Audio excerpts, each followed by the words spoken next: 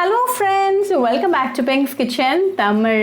இன்னைக்கு நம்ம பட்டாணி பருப்பு வச்சு வடை எப்படி செய்யறதுன்னு தான் பார்க்க போகிறோம். இது ரொம்ப ஹெல்தியான ஸ்நாக் ரெசிபி. ஸோ அந்த ரெசிபியை பார்க்குறதுக்கு முன்னாடி இதுக்கு தேவையான பொருட்கள் என்னென்னு பார்த்துட்டு வந்துடலாம்.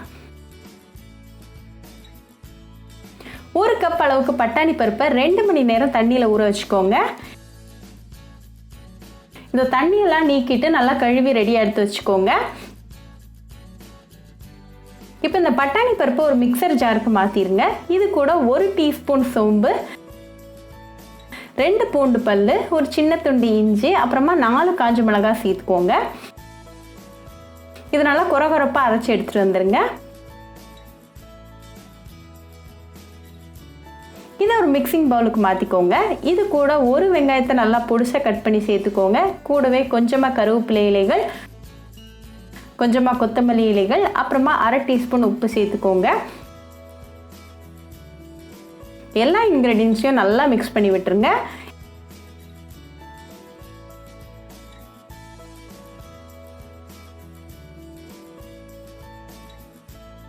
இப்போ எல்லா இன்க்ரீடியன்ஸும் நல்லா மிக்ஸ் ஆயாச்சு. ஸோ இதுலேருந்து சின்னதாக ஒரு போர்ஷன் எடுத்து நல்லா ஸ்மூத் பாலாக உருட்டிடுங்க.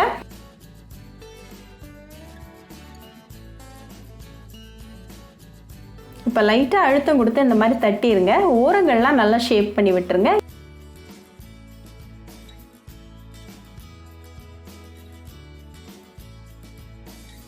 இப்போ நமக்கு வடை ஃப்ரை ஆகிறதுக்கு ரெடியாக இருக்குது. இதே மாதிரி எல்லா வடையும் ரெடி பண்ணி வச்சுக்கோங்க. ஒரு இரும்பு சட்டியில் தேவையான அளவுக்கு எண்ணெய் சூடு பண்ணிக்கோங்க. எண்ணெய் நல்லா சூடானதும் ஒவ்வொரு வடையாக உள்ளே சேர்த்துருங்க. ஒரே நேரத்தில் நிறைய சேர்த்துக்காதீங்க. ஒரு 2 இல்லாட்டி 3 மட்டும் சேர்த்துக்கோங்க. இது ஒரு 2 நிமிஷம் மீடியம் ஃப்ளேமில் நல்லா ஃப்ரை ஆகட்டும். 2 நிமிஷம் கழிச்சு ஒரு சைடு நல்லா குக் ஆகிருக்கு. ஸோ அடுத்த சைடு திருப்பி போட்டு அகேன் மீடியம் ஃப்ளேமில் ஒரு 2 மினிட்ஸ் குக் பண்ணிக்கலாம்.